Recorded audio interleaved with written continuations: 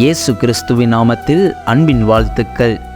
இதோ கபடற்ற உத்தம இஸ்ரவேலன் என்று இயேசு கிறிஸ்துவால் சாட்சி பகரப்பட்ட நாத்தான்வேலை பற்றியும் அவருடைய கொடூரமான மரணத்தை பற்றியும் இந்த காணொளியில் நாம் காணலாம்.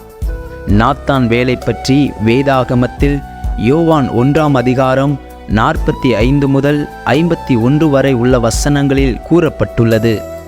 மத்தேயு, மார்க்கு, லூக்கா சுவிசேஷங்களில் பர்த்தலமேயு என்றும், யோவான் எழுதிய சுவிசேஷகத்திலே நாத்தான்வேல் என்றும் குறிப்பிடப்படுகிறார்.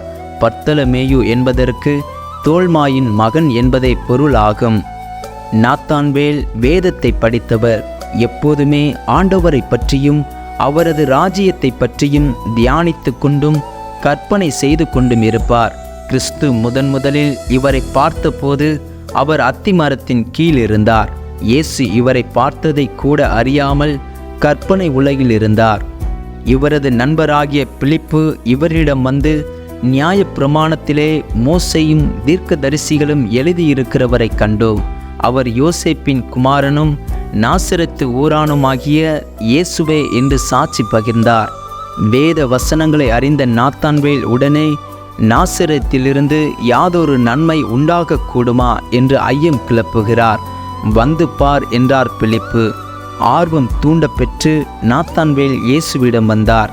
அவரை கண்டவுடன், இதோ கபடற்ற உத்தம இஸ்ரவேலன் என்று இயேசு கிறிஸ்து கூறுகிறார். எவ்வளவு அருமையான நற்சான்றிதழ்!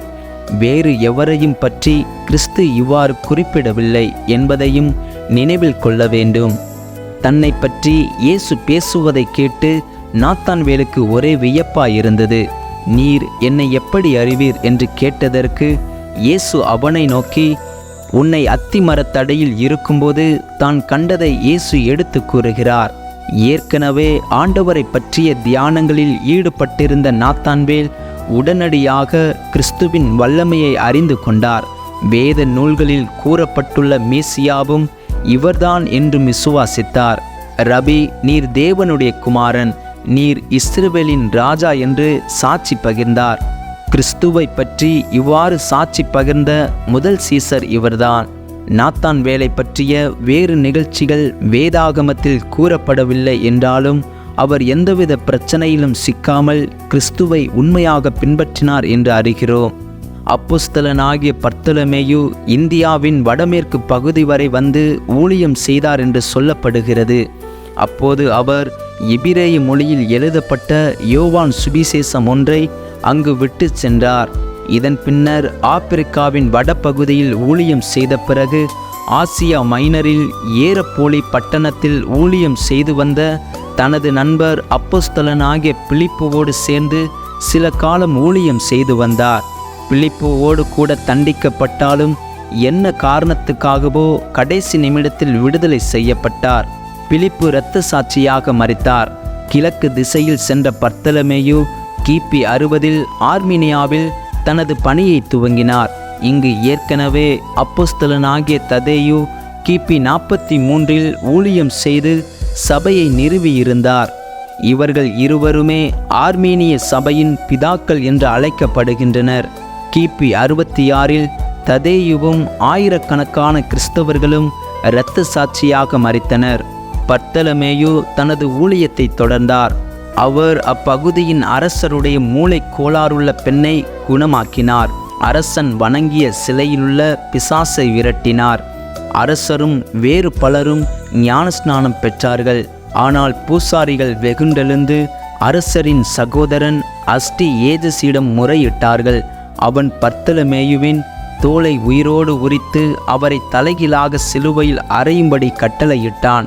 இவ்வாறு கிபி 68 மிகவும் கொடூரமான வேதனையான முறையில் இரத்த சாட்சியாக மரித்தார் பர்த்தலமேயு.